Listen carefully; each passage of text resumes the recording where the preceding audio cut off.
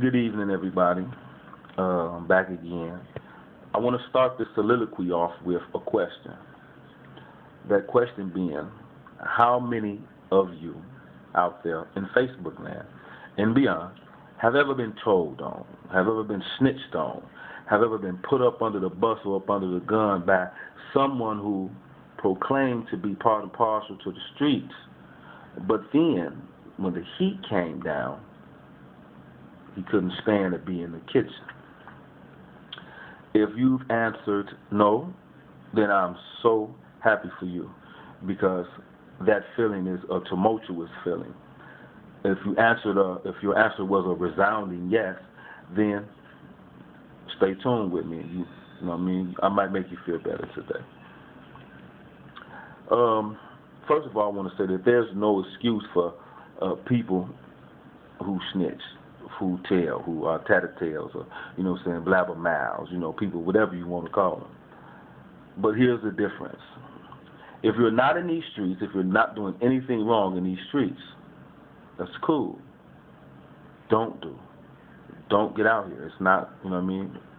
Shit ain't cool. Period.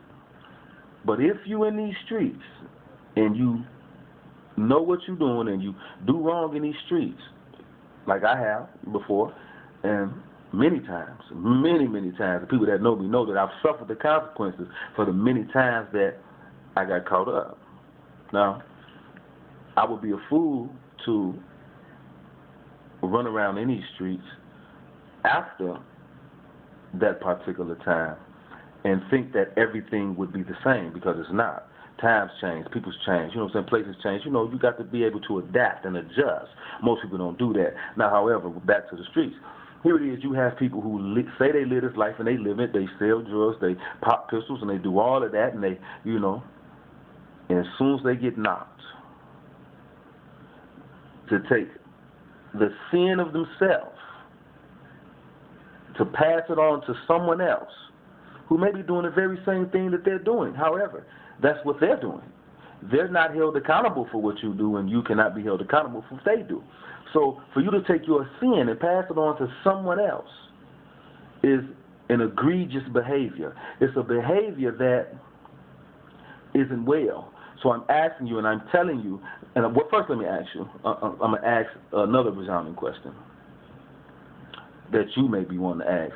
Why do people do it? So now I'm going to tell you that there is no plausible explanation for why people do it, because you got to look at the psychological path of a man or of a person's mind.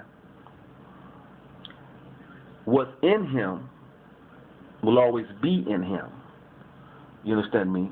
What's on him can be washed away. So if a person